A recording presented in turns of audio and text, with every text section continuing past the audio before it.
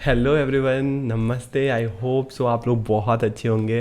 तो मुझे अपना दिन याद है कि जब एग्ज़ामिनेशन का लास्ट 60 डेज़ था तो बहुत ज़्यादा अंदर से एनजाइटी हो रहा था, डर लग रहा था हो पाएगा यार, नहीं हो पाएगा क्या, लास्ट के 60 डेज़ में मैं पढ़ूँ, खुद का प्रिपरेशन औरों से आगे रखने के लिए मैं क्या करूँ। तो ये कॉमन फीलिंग है, सबको आता है। तो उसी चीज़ के लिए मैं ये वीडियो लेकर के आया हूँ, एक प्रॉपर लास्ट 60 डे का स्ट्रैटी कि आखिरी के 60 डेज़ आपको कहाँ अपना टाइम ज़्यादा इन्वेस्ट करना है, रूटीन क्या रखना है, आपको कितने दिन पढ़ना है, ये देखेंगे। और ये वीडियो टीजीटी पीजीटी दोनों के लिए यूज़फुल है, क्योंकि अब जो पैटर्न है वो कॉमन कर दिया गया है टीयर 1 का। तो अभी जो एग्ज़ामिनेशन का डेट आया है 13, 14 और 21 का, वो टीयर 1 का है और ये कॉमन है।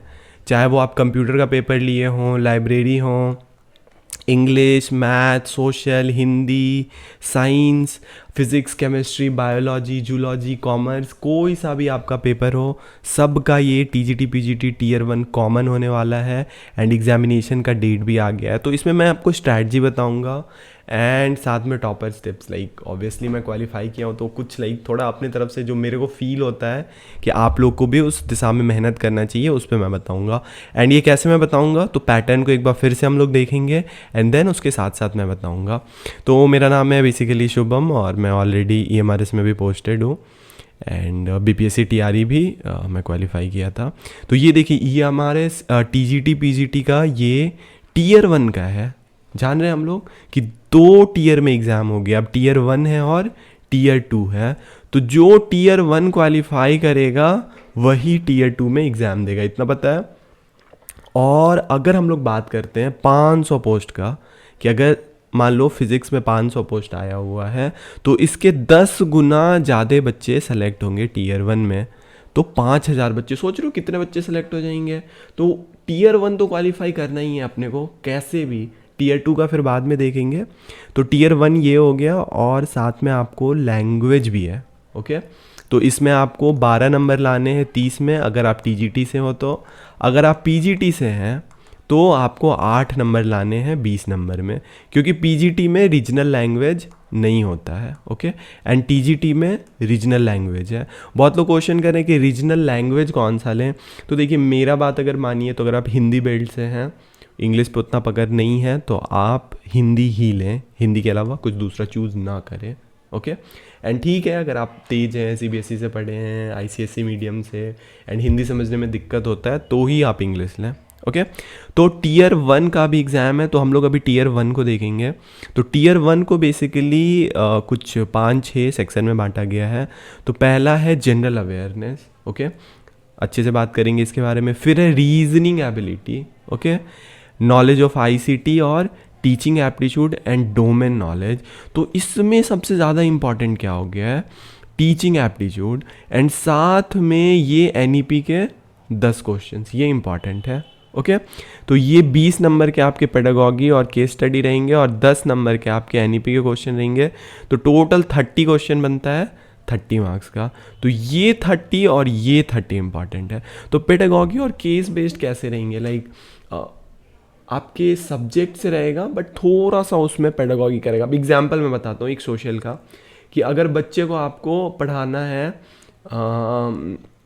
किसी स्पेशल मॉन्यूमेंट के बारे में, तो आप क्या करेंगे, बच्चे को मॉन्यूमेंट के पास ले जाएंगे या फिर क्लासरूम में बस बुक दिखा देंगे। तो मॉन्यूमेंट के पास ले जाएंगे, इस टाइप के अप्लाइड क्वेश्चंस हैं। ओके, तो general awareness, reasoning, knowledge of ICT और टीचिंग एप्टीट्यूड। तो देखो मैं ऑलरेडी टीचिंग एप्टीट्यूड के वीडियोस अपलोड कर चुका हूँ एंड वो PYQs हैं, बहुत ही इंपॉर्टेंट वो PYQs हैं। और PYQs ऑब्वियसली एग्जाम में इंपॉर्टेंट रहते हैं, उसी पैटर्न पे पूछना है, फिर से पूछेगा, तो आप लोग जा कर के देख सकते हो। और NEP का भी मैं ऑलरेडी वीडियो डाल चुका हूँ एंड बहुत अच्छा वीडियो, आप एक बार जा कर के देखो। एंड अगर इसका PDF चाहिए किसी का भी, तो आप टेलीग्राम पे जुड़ सकते हो मेरे से एंड व्हाट्सएप पे भी आप जुड़ सकते हैं।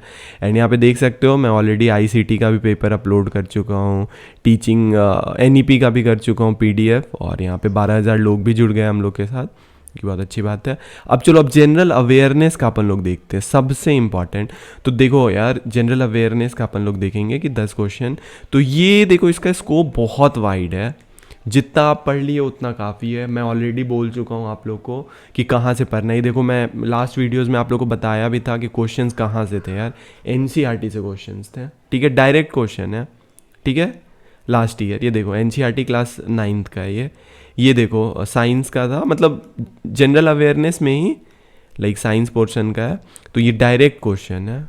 ओके, तो ये क्वेश्चन अगर आप एनसीईआरटी रिवाइज करना चाहते हो, मेरा सजेशन रहेगा आप जितना पढ़ लिए हो उतना काफ़ी है। बस करंट अफेयर के कंपाइलेशन आप पढ़ के चल जाना। क्या करना, यूट्यूब पे आप जाना और टाइप करना कि last 6 month current affair compilation, okay, and ऊपर में जो भी वीडियो आएगा 1 घंटे 1.5 घंटे का, वो देख के चल जाना, वो काफ़ी है। और जनरल नॉलेज का आपको एनसीईआरटी से करना था, बट अगर अब चूंकि 60 दिन बचा है, आप लोग नहीं किए हैं तो कोई टेंशन नहीं है, इस पे उतना फोकस नहीं देना है, क्योंकि 10 मार्क्स के चक्कर में आप अपना अगर 90 मार्क्स गड़बड़ कर लोगे तो दिक्कत है। अभी एक और चीज़ बहुत कोई पूछते हैं कि सर कितना देर पढ़ना है, लाइक कितना टाइम, तो मेरे अंदाज से यार अगर 6 से 8 घंटे आप पढ़ रहे हो ना तो बहुत ईजी है। अब देखो, दिन को 3 भाग में बांट लो यार, 6 से 12 बजे का दोपहर, और 12 से 6, और 6 से 9 बजे तक। तो यार अगर आप 2-2 घंटे भी पढ़ लेते हो ना तो 6 घंटा हो जाता है। दोपहर में 6 घंटा पढ़ लो, रात के टाइम में आप 2 घंटा पढ़ लो, ओके, फिर दिन वाले में आप 2 घंटा पढ़ लो, 6 घंटा हो जाता है, और 1-1 घंटा एक्स्ट्रा ऐड कर लो, 6 से 8 घंटा इनफ है। अभी देखो रीजनिंग एबिलिटी का हम लोग देखते हैं कि कहाँ से पूछा है। जनरल अवेयरनेस का हम लोग कर लिए, रीजनिंग एबिलिटी का देखते हैं। तो रीजनिंग एबिलिटी में जो ऑफिशियल सिलेबस है वो इतना ही सिलेबस है। ये क्वेश्चंस आप लोग करके चल जाना। देखो, blood relation, direction test, okay, assertion and reasoning, Venn diagram, puzzle and seat arrangement, statement with question. Video को पॉज कर लो। अब इसको करना कैसे है, तो देखो ये पोर्शन तो मैं नहीं करा पाऊँगा क्योंकि टाइम नहीं है मेरे पास। तो इसको करने का बहुत आसान तरीका है कि जो जो टॉपिक है आप टॉपिक कॉपी करो, puzzle, okay, and then puzzle, important question, important concept डालोगे, आप सीधे वीडियोस आ जाएंगे। जिस भी आपको यूट्यूबर का अच्छा लग रहा है वहाँ से आप लोग देख सकते हैं, या फिर कोचिंग आप लोग कर रहे होंगे तो कोचिंग में जो भी टीचर पढ़ा रहे हैं वहाँ से आप लोग ये टॉपिक कर सकते हैं।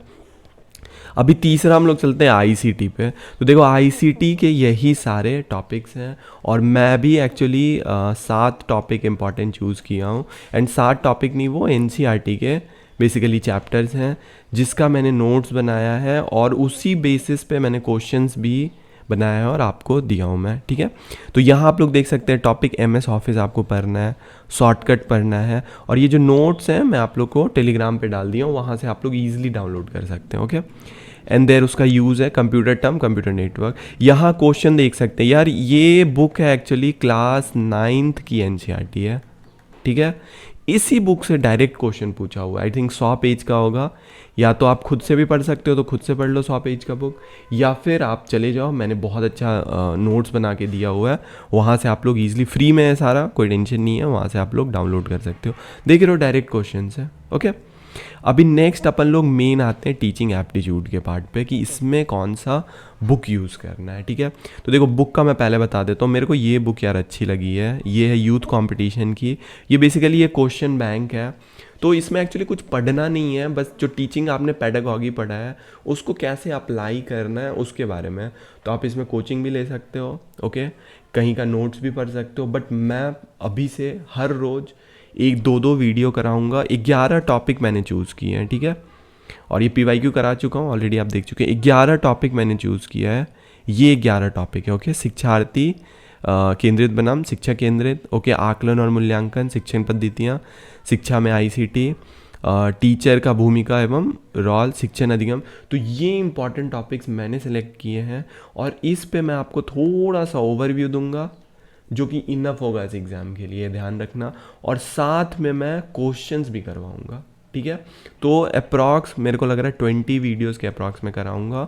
तो रेगुलर मैं कोशिश करूंगा 9 o'clock मॉर्निंग में, एंड इवनिंग को 10 o'clock। तो ये वीडियो ज़रूर देख लेना, 9 o'clock 10 o'clock।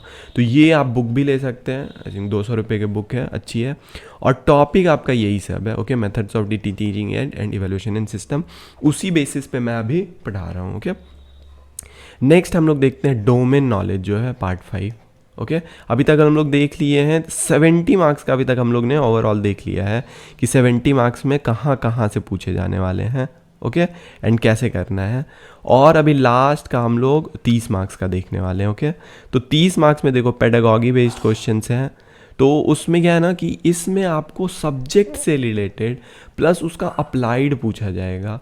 इसका भी मैं PDF टेलीग्राम चैनल पे दे दिया हूँ, आप वहाँ से डाउनलोड कर सकते हैं। पूरा क्वेश्चन बैंक ही मैं दे दिया हूँ PYQ, ओके इजी डाउनलोड करो, फ्री PDF है। NEP का मैं ऑब्वियसली क्लास करा रहा हूँ, आप लोग जान रहे हैं NEP का मैं क्लास करा रहा हूँ, तो वहाँ से आप लोग देख सकते हैं क्वेश्चन से, वो इनफ होंगे करने के लिए।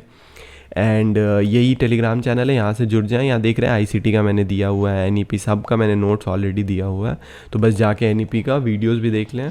एंड देखो ये 5 सेक्शन हो गया है ईजिली। अब आते हैं हम लोग लैंग्वेज पोर्शन पे कि लैंग्वेज को कैसे करना है।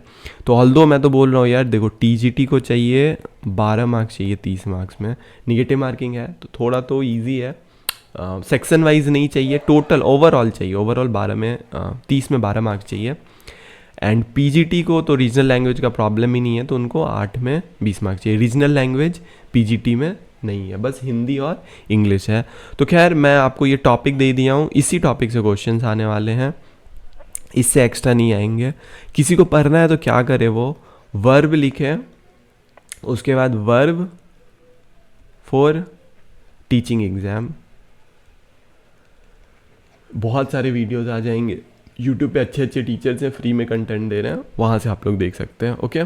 टेंस टॉपिक लिखें एंड फिर आ जाएंगे, फिर उसी तरह से टेंस क्वेश्चन प्रैक्टिस आ जाएंगे, ओके। हिंदी का भी मैं यहाँ पे लिख दिया हूँ, संधि है देखो, समास है, विलोम शब्द, पर्यायवाची शब्द, सामान्य शुद्धियाँ, अनेक शब्दों के लिए एक शब्द, मुहावरे का, तो ये सारे पढ़े हुए हैं और इसको अपन लोग बस थोड़ा सा डालेंगे टॉपिक और वो आ जाएगा, ओके।